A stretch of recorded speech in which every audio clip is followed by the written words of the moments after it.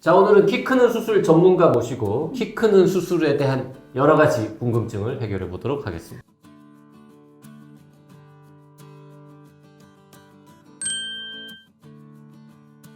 키 크는 수술은 정확한 이름은 뭡니까? 키 크는 수술? 좀 더 근사한 이름은 뭐 없어요? 사제 연장술?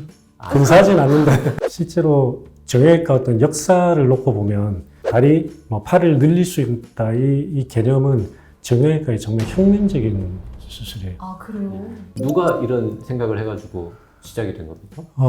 이게 이제 다리를 늘린다라고 하는 개념을 처음 논문에 출판한 분은 그 알렉산드로 코드빌라라고 해서 그 이탈리아 의사입니다. 근데 그분은 왜 그때 연장술을 시행하신 거예요? 이 수술이 키 수술 때문에 나온 수술이 아니에요. 다쳐서도 생길 수 있고 선천적인 병이 있어서도 생길 수가 있고 여러 가지 이유 때문에 다리 길이가 다르거나 모양이 다르거나 이런 것들이 되게 많아요. 되게 많아요. 이걸 옛날에는 해결을 못했어요. 1980년대 러시아의 일리자로프라고 하는 의사가 일리자로프라는 기계도 만들고 동물 실험하고 다 해가지고 주변에 혈관, 근육 이런 것들이 다 무리 없이 자라난다.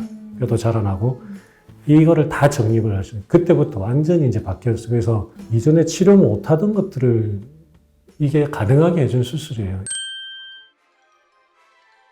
아이들이 이제 키가 너무 작을까봐 걱정하는 부모님들 어떻게 하면 아이를 키를 키워줄 수 있을까 고민들을 하시는데 크게 보면 두 가지 아닙니까? 성장 호르몬 주사하고 수술적으로 늘려주는 거하고 맞습니까? 그렇죠. 인위적으로 우리가 그걸 뭔가 하려고 한다고 하면 크게 두 가지죠. 성장 호르몬 주사하고 키 크는 수술하고 어느 쪽이 더 좋습니까?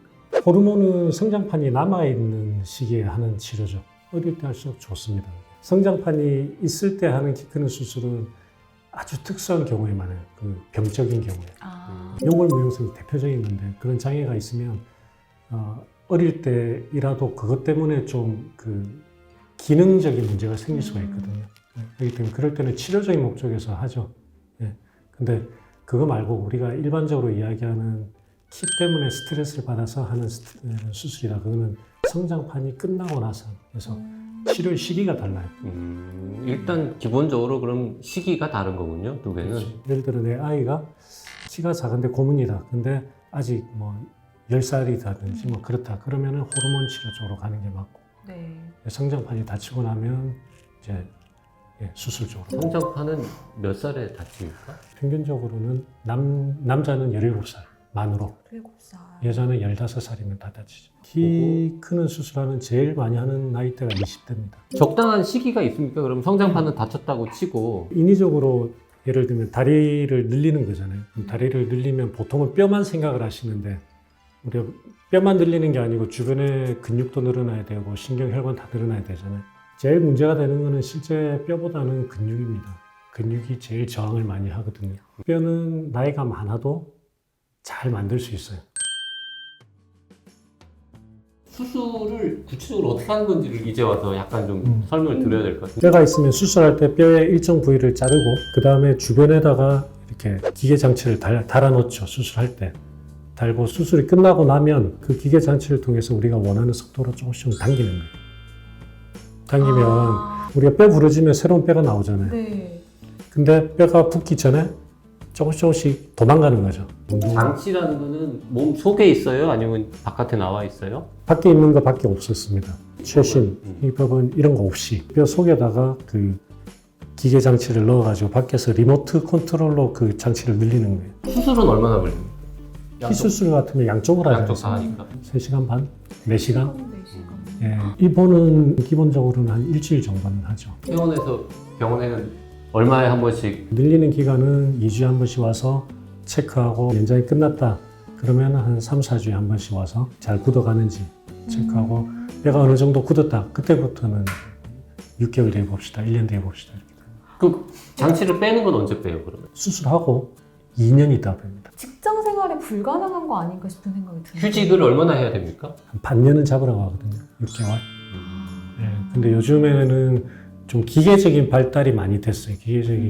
그래서 허벅지는 뼈가 잘 나오는 부분이기 때문에 허벅지를 연장을 하고 최근 기계를 가지고 사용을 한다 그러면 한 3, 4개월 만에도 할 수가 있어. 건강보험은 미용 목적이니까 당연히 안 될 것 같고요.